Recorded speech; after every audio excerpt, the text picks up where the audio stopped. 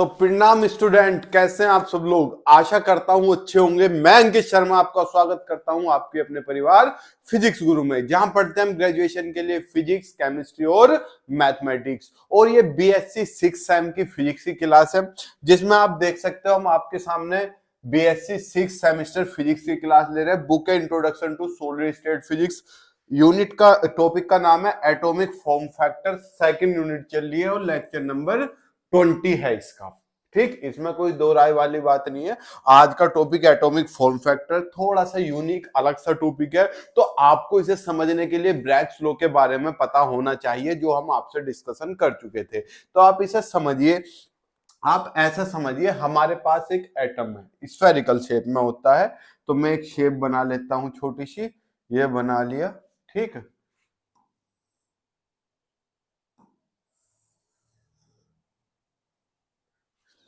Select करते हैं इसे और इसे, ये हो गया।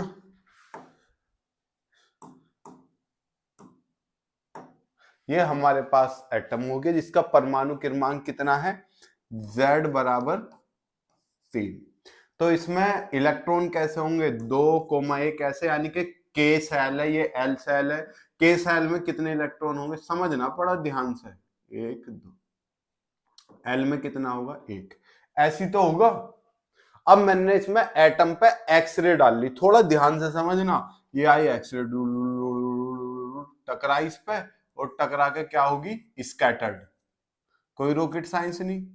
इस पे आई, टकरा के क्या होगी, स्कैटर्ड। इस पे आई, इस इलेक्ट्रॉन ने भी क्या कर दी, स्कैटर्ड कर दी। समझना। मान लो इसका एम्पलीट्यूड कितना है स्कैटर्ड वेव का, 2, इसका भी 2, इसका भी 2। अरे वेव जो एक्सरे है वो एक ही आ रही है, तो फेज डिफरेंस क्या होगा, कांस्टेंट। तो इसका भी एम्पलीट्यूड 2, इसका भी एम्पलीट्यूड 2, इसका भी 2। और अगर हम ओवरऑल देखें, क्या, पूरे एटम की वजह से, अब तो हमें पता है हमें इलेक्ट्रॉन करा रहा है। अगर हमें पूरे एटम में देखें हम बाहर से, तो 3 रे ऐसे गई और 3 बाहर निकल गई। तो ओवरऑल पूरे एटम का, एटम की वजह से कितना आना चाहिए, 6 आना चाहिए। या इलेक्ट्रॉन्स की वजह से कितना आ रहा, 2 + 2 + 2। तो टोटल का 6 ही तो आना चाहिए। लेकिन जब हम एक्सपेरिमेंटली देखते हैं तो 6 नहीं आता, 6 से स्लाइट कम आता है, 6 से थोड़ा सा कम आता है। क्यों, क्योंकि बेटा फेज डिफरेंस में हल्का सा चेंज आ जाता है। तो हमें यही बात आपको लेके चलनी है। समझ गए कि जो फॉर्म फैक्टर होता है, एटॉमिक जो फैक्टर होता है, वो स्लाइटली कम हो जाता है। समझ गए, समझो। अब एटॉमिक फॉर्म फैक्टर होता क्या है, ये है एम्पलीट्यूड, एम्पलीट्यूड, ठीक, ऑफ रेडिएशन, रेडिएशन का, scattered by atom upon amplitude of radiation. ये जो रेडिएशन है, स्कैटर्ड बाय इलेक्ट्रॉन। थोड़ा सा ध्यान से समझो। अगर मैं आपसे बताऊं ये है किसका, स्कैटर्ड बाय इलेक्ट्रॉन्स। इलेक्ट्रॉन्स के द्वारा 2 4 6 आने चाहिए। और ओवरऑल एटम से देखें, अब एटम में 3 ही तो इलेक्ट्रॉन है और उन इलेक्ट्रॉन की वजह से ही तो हो रहा, तो एटम की वजह से भी 6 आना चाहिए। पर ऐसा नहीं होता, यो वाला इससे थोड़ा कम आता है। क्या आता है, लेस आता है इलेक्ट्रॉन से। तो अब एक सिंपल सी चीज सुनो, इलेक्ट्रॉन से कम आ रहा है, कम आ रहा है, एटम वाला ऊपर है, कम वाला ऊपर है और ज्यादा वाला नीचे, तो ये वैल्यू थोड़ी कम बैठ जाती है, एफ कम बैठ जाती है। किससे कम बैठ जाती है चांद मेरे, परमाणु क्रमांक से, जेड से। सर ऐसा कैसे है, अबे आप सुनो, एक इलेक्ट्रॉन का कितना, 2, और परमाणु क्रमांक कितना, 3, तो ओवरऑल क्या 6 ना आ रहा। और हमने क्या बताया, ये थोड़ा सा कम होता है तो Z से कम बैठेगा। मतलब, अरे मतलब ऐसा है, समझो एटॉमिक फॉर्म फैक्टर एटम का 6 है, एक इलेक्ट्रॉन का 2 है, तो यो F है, F बराबर कितना आ गया, 3। क्या Z भी 3 नहीं था, लेकिन हमने क्या बताया, जो एटम की वैल्यू है वो थोड़ा कम होगा, तो 6 से कम होगा। तो ये जो वैल्यू है एफ की 3 से कम आएगी, यानी कि जेड से कम आएगी। टेक्निकल बात समझने की कोशिश करो। एटॉमिक फॉर्म फैक्टर क्या होता है, ऊपर रखो एटम का और नीचे रखो इलेक्ट्रॉन का, ज्यादातर वो जेड के इक्वल मिलना चाहिए प्रैक्टिकली, मतलब थ्योरेटिकली जेड के इक्वल मिलना चाहिए, लेकिन जब प्रैक्टिकल करके देखा जेड से कम मिल रहा है। देखो मैंने बताया इलेक्ट्रॉन की वजह से 2 2 2 हो रहा, तो ओवरऑल इलेक्ट्रॉन एटम की वजह से 6 होना चाहिए, लेकिन 6 नहीं होता, 6 से थोड़ा सा कम होता है, 5 मान लू, बट एक इलेक्ट्रॉन का मान लू, क्या 2.5 ना आएगा, क्या जेड से कम नहीं आ रहा? तो हमने यही तो बात लिखी है, तो एटॉमिक फॉर्म फैक्टर यही बात बताता है। अब थोड़ा सा इसका थ्योरेटिकल वाला पोर्शन देखते चलो। ये सारा थ्योरेटिकल वाला पोर्शन लिखा हुआ है, पहले इसका स्क्रीनशॉट ले लो, फिर मैं आपको इसे एक्सप्लेन करूंगा। देखो क्या लिखा हुआ है, लेक्चर 20 एटॉमिक स्कैटरिंग फैक्टर भी बोलते हैं या एटॉमिक फॉर्म फैक्टर भी बोलते हैं, तो किसी भी नाम से आए पहले तो आपको चिंता नहीं लेनी। बुक का नेम है solid state physics, lecture number है 20। क्या लिखा हुआ है, the amplitude of radiation scattered by a single atom, यानी कि जो एम्पलीट्यूड है रेडिएशन का जो स्कैटर्ड हुआ, आने वाला नहीं, जो स्कैटर्ड हुआ किससे, किसी भी एक सिंगल एटम से, is not necessarily equal to the product of, वो जरूरी नहीं है कि इक्वल ही हो, किसके, amplitude of radiation scattered by a single electron and the number of electron, जरूरी नहीं है एटम का इन दोनों की प्रोडक्ट के इक्वल हो। किन दोनों की सर, किन दोनों की, 2 और 3, एक सिंगल इलेक्ट्रॉन का और एटॉमिक नंबर का, एटॉमिक नंबर क्या है, कितने इलेक्ट्रॉन, इन दोनों की गुना करके 6 आ रहा। हम कह रहे थे थ्योरेटिकली पूरा एटम का भी 6 के इक्वल होना चाहिए, लेकिन वो हमारा एटॉमिक फॉर्म फैक्टर क्या कहता है, जरूरी नहीं है इक्वल होगा, यही तो लिखवाया हमने। देखो, इज नॉट नेसेसरली इक्वल, जरूरी नहीं है इक्वल हो, आवश्यक नहीं है इक्वल हो, किसके, प्रोडक्ट के, किसके, जो एक इलेक्ट्रॉन है उसके स्कैटर्ड एम्पलीट्यूड के और उसके एटॉमिक नंबर के या नंबर ऑफ इलेक्ट्रॉन्स के, ये तो लिखवाया, amplitude of single electron and the number of electrons, atomic number कह लू, प्रेजेंट इन द एटम, जो एटम में उपस्थित है, समझे। It is generally less than this value, यह इस वैल्यू से थोड़ा सा कम होता है, यही तो बात बताई थी मैंने। अब समझ में भेजे में घुसी थोड़ी सी, चलो। द एटॉमिक स्कैटरिंग फैक्टर और फॉर्म फैक्टर, फॉर्म फैक्टर आपके सिलेबस में फॉर्म फैक्टर लिखा हुआ है, पहले ही एटॉमिक स्कैटरिंग फैक्टर नाम से आता तो दोनों ही नाम है, घबराना मत। डिस्क्राइब करता है the scattering power of a single atom, एक सिंगल एटम की scattering power in relation to the scattering power of a single electron, वही जो रेशो बताया था मैंने, एंड इज गिवन बाय योरा। इस फॉर्म फैक्टर को एफ से रिप्रेजेंट करते हैं, किसके बराबर है, amplitude of the radiation scattered from an atom upon amplitude of radiation scattered from an electron. ऊपर एटम का रखो, नीचे इलेक्ट्रॉन का, जो रिजल्ट निकल के आ गया वही क्या है, एटॉमिक फॉर्म फैक्टर। अगर एक नंबर में आता है तो बस यहां तक आपको करना है, और एफ की वैल्यू जेड से स्लाइटली लेस होती है, कुछ केसेस में इक्वल भी हो जाती है, इसमें कोई चिंता वाली बात नहीं है। अब इस बात को हमें प्रूफ करना है, यानी कि फॉर्म फैक्टर का एक तरीके से रिजल्ट लाना है, तो पहले हमें एक एटम मानना पड़ेगा, उसे स्फेरिकल शेप में मानना पड़ेगा, स्फेरिकल शेप ही तो थी ये रही 2 सेकंड पहले, ये रही एक स्फेरिकल शेप में मानना पड़ेगा। तो हमने पहले ये लिखा है टू फाइंड एफ, एफ को पता लगाने के लिए let us consider an atom, एक एटम मान लिया containing electrons arrange in a spherical symmetric configuration, जिसमें जो इलेक्ट्रॉन है वो स्फेरिकल सिमेट्रिक कॉन्फ़िगरेशन में अरेंज है। तो हमें क्या करना पड़ेगा, हमें एक स्फेयर मानना पड़ेगा, स्फेयर का एक हल्का सा वॉल्यूम एलिमेंट मानना पड़ेगा, यहाँ पे सेंटर यो मान लो आर रेडियस पे है, यो क्या है, वॉल्यूम है, तो वॉल्यूम चार्ज डेंसिटी हमने रो आर मान ली, इसका वॉल्यूम डीवी मान लिया, तो यहाँ पे चार्ज कितना होगा, चार्ज डेंसिटी किसके बराबर होते हैं, आर के लिए आर इसलिए लिख रहा हूं, चार्ज डेंसिटी किसके बराबर होते हैं, चार्ज अपॉन वॉल्यूम। तो यहां से चार्ज कितना आ गया, D Q rho into DV, इसके बराबर आपका चार्ज आ गया। तो यहां तक तो कोई समस्या नहीं, देखो हमने यही लिखा हुआ ये चित्र बना हुआ सारा। सर ये चित्र क्या है, चलो समझो। यहाँ सेंटर पे एक इलेक्ट्रॉन है, हो गया। यहाँ हमने एक वॉल्यूम एलिमेंट मान लिया, इस पे ऐसे रेज डाल ली, यहाँ टकराई और दोनों से ऐसे रिफ्लेक्ट होगी। पहले इसकी डायरेक्शन n1 थी, n1, ये n2 में आया, n2 में चला गया। इसमें कोई समस्या वाली बात? पहले इसका एक काम करो, फटाफट इसका क्या लो, स्क्रीनशॉट लो। ले लिया? कोई रॉकेट साइंस वाली बात तो है नहीं इसमें। चलो अब समझो, इसमें हमने जल्दी जल्दी में एक हल्की सी मिस्टेक कर दी। अब यो n1 से आया, यो भी n1 से आया। लो मैं इसे कर दूं, गलती को सुधार दूं। डायरेक्शन तो यो तो n1 डायरेक्शन ही है और यो n2 डायरेक्शन ही है।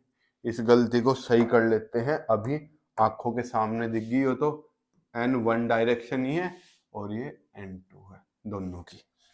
समझ गए? यो n1 से आए और n2 डायरेक्शन में चले गए। तो इस थ्योरी को पढ़ो। हमने क्या मानना था, जो इलेक्ट्रॉन है वे अरेंज है इस सेंटर के चारों तरफ, which is taken as origin, जिसे क्या ले लिया, ओरिजिन ले लिया।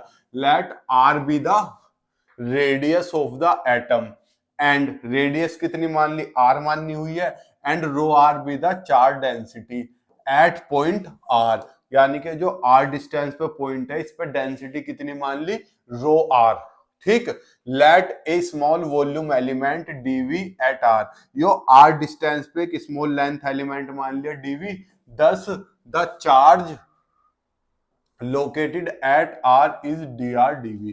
अरे क्यों? क्योंकि चार्ज डेंसिटी क्या होती है, चार्ज अपॉन वॉल्यूम। तो चार्ज कितना हो गया, डिवाइड में था, मल्टीप्लाई में पहुंच गया, रो आर डीवी। तो यहां से ये लिखा है, ये चार्ज डेंसिटी कितनी होगी, इतनी होगी। कहीं अभी तक कोई भी हार्ड ऐसी चीज नहीं मिली जो आप समझ में ना आ सके। Let n1 and n2 represent the direction of incident and scattered X ray beam, यानी कि n1 और n2 इंसिडेंट और स्कैटर्ड रेस्पेक्टिवली क्रम से, यानी कि n1 तो इंसिडेंट को और n2 स्कैटर्ड को जाने वाली डायरेक्शन को रिप्रेजेंट करता है। The phase difference between the wave scattered from volume element dv and that scattered from electron is, जो ये वेव है स्कैटर्ड जो हुई है वॉल्यूम एलिमेंट से और इलेक्ट्रॉन से, वॉल्यूम एलिमेंट से ये है, इलेक्ट्रॉन से है, इनके बीच फेज डिफरेंस कितना होगा, phi r 2 pi by lambda r dot n. Sir ये कहां से आया, आपको याद हो आपने पार्ट डिफरेंस निकाला था ब्रैग्स लॉ में, कितना आया था, 2d साइन थीटा। ये तो आया था, क्या आया था, पाथ डिफरेंस। तो यहाँ पे d की जगह डिस्टेंस कितनी माननी हुई है, अरे ऐसे लैटिस पॉइंट होते थे, इनके बीच की डिस्टेंस कितनी होती थी, r होती थी, d होती थी, सॉरी। इस बार d की जगह डिस्टेंस कितनी माननी है, r। तो कितना आ जाएगा, 2r साइन थीटा।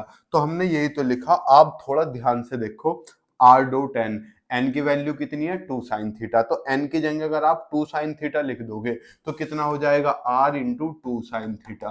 तो यही तो हो गया जो ऊपर लिख रहा। समझ गए? थोड़ा सा कंफ्यूजन, सर ये 2 पाई बाई लैम्डा कैसे आया? अगर आपको थोड़ा सा भी 1857 की क्रांति के समय का याद हो, याद है नहीं याद? सर हमारे याद नहीं है, अभी याद दिलाता हूं।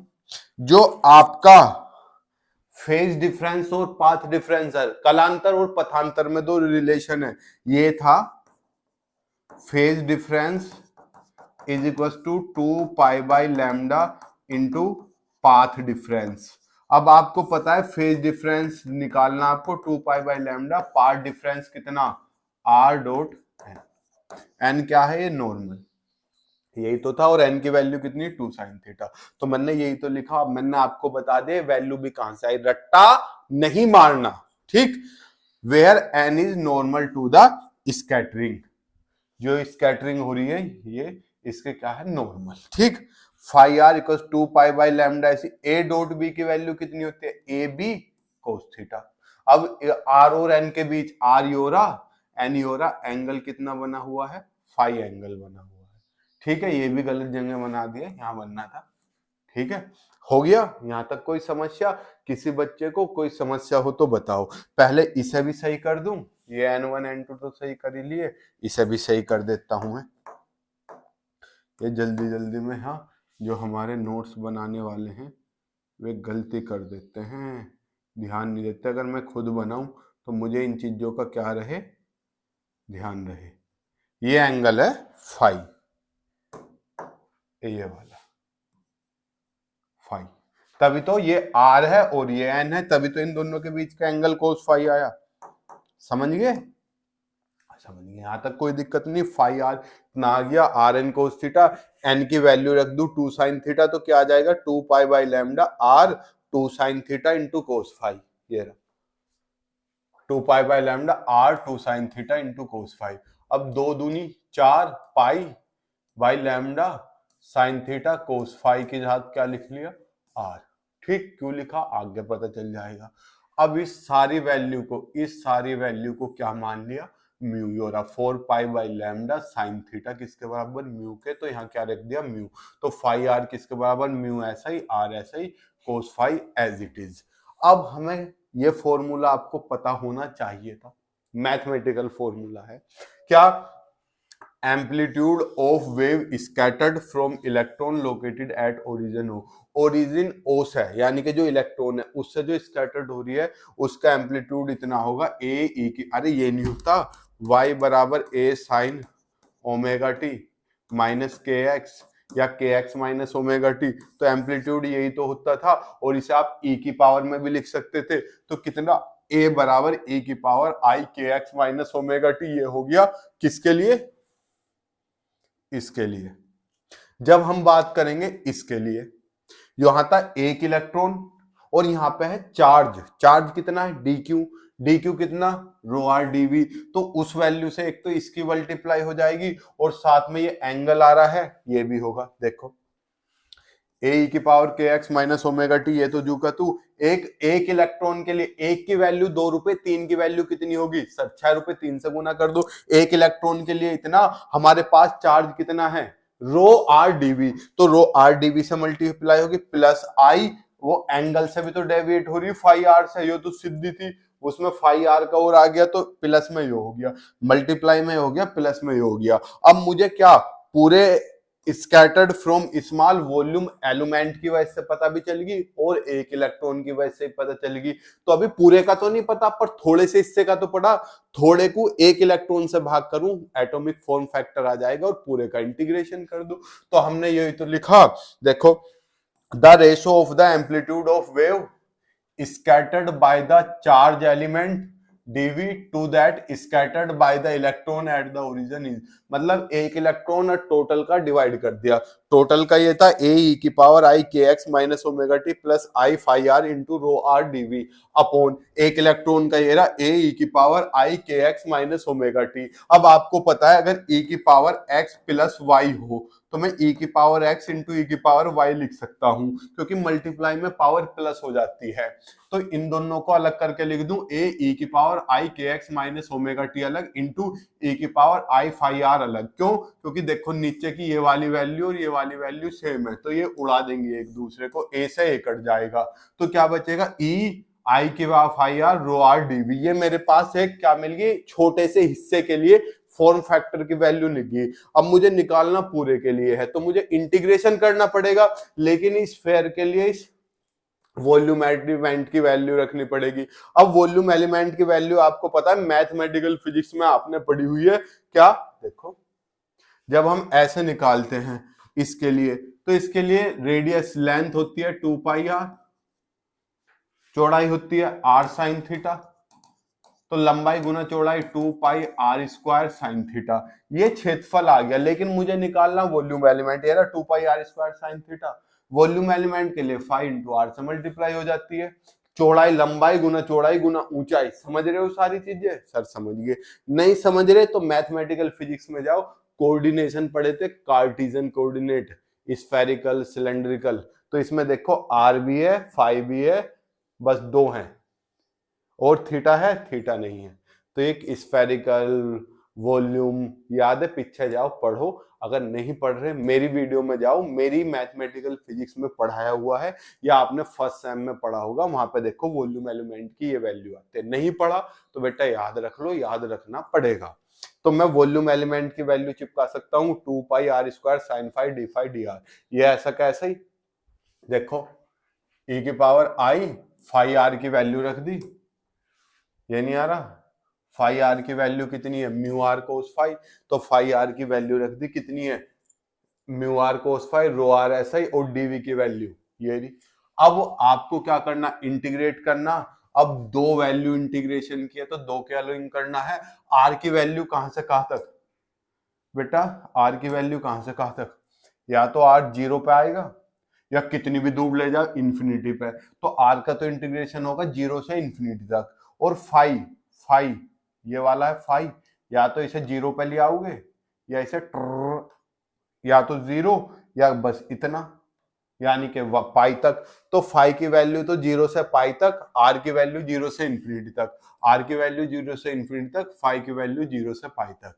तो पहले मैं फाई के अलोंग कर रहा हूं, तो आर वाला तो बाहर रख लिया तामझाम सारा, फाई वाला अंदर, इसमें फाई है इसमें फाई है इसमें फाई है रख लिया। और जब इस वैल्यू का इंटीग्रेशन करता हूं तो मुझे ये वैल्यू मिलती है। आप सब्स्टिट्यूशन मेथड करके देखना चाहो करके देख लेना, हालांकि बुक में भी डायरेक्टली वैल्यू लिखी हुई है। बाकी देखो आर वाली value as it is, r बराबर 0 से इंफिनिटी और रो आर ऐसी 2 पाई आर स्क्वायर ऐसी d r as it is. Yo this is the general expression for atomic form factor. ये इसका क्या आ गया, इसका फॉर्मूला आ गया।